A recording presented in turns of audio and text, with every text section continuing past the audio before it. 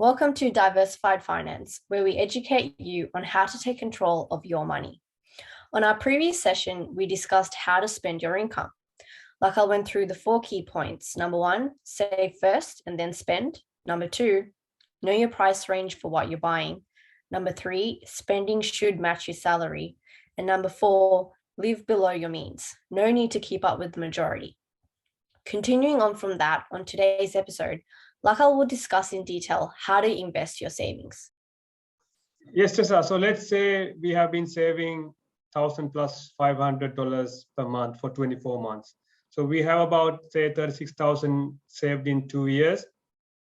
Whenever you can, if you get like a bonus or so, let's say you add $3,000 to $4,000 to $36,000, and now you have $40,000 sitting on your account. So now we have the question, okay, so you have done the hard part so far. So you've been saving money for 24 months. So now you just have this question, okay, what I'm going to do with my money? So saving money, we do save money to invest and diversify among few asset classes. But apart from that, paying off debt is also important. So let's say you have a personal debt, which is like $15,000 or like $10,000 personal debt, or maybe let's say you have like a $10,000 car loan. So what the first thing you could do, take 10,000 out of that 40K and make sure you pay off that loan. So you don't need to worry about paying repayments and paying interest to the bank anymore on that loan. So 10K goes to pay down your debt. The other 30K, what you could do, you can diversify among 3 asset classes, right? So the thing is, we diversify among 3 asset classes for a reason, just to mitigate risk. You can just put that 30,000 and put all that into Bitcoin or gold. But the problem is, if something goes wrong with that asset class, if that asset class dropped down like 50% in value, you tend to lose 50% of your initial savings. So that's why we pick like 3 to 4 asset classes, for example, gold and silver, cryptocurrencies and shares. And you do your research, and then you buy 10,000 worth of gold and silver. You buy like 10,000 worth of Bitcoin and other cryptocurrencies, and you do your research and invest in shares. It could be Australian shares, international shares, or US shares.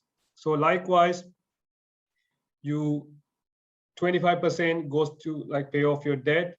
The other 75% you can divide that into 3 asset classes, and you can invest in 3 asset classes. And then maybe after a few years' time, you can go through it and see whether you made some profit out of these asset classes. If you have, you can take some profit out, and you can reinvest, or you can use it to pay off debt, or to use it to whatever you would want to do. But in our next video, we're gonna further discuss diversification, because it's really something really important. So that's it from my end. Thanks, Sacha. Thanks, Lakal. I think a key takeaway from what you discussed today is that when it comes to investing money, diversification is really important. And why? Because by avoiding putting everything into just one basket, it will help mitigate the risk of losing money on your investment. Well, folks, that's the end of today's episode on Diversified Finance. We hope you were able to take away some valuable information. Stay tuned for next week's episode, where we will discuss further the importance of diversification and how to diversify your finance. But until then, have a good week, and we'll see you on the next episode.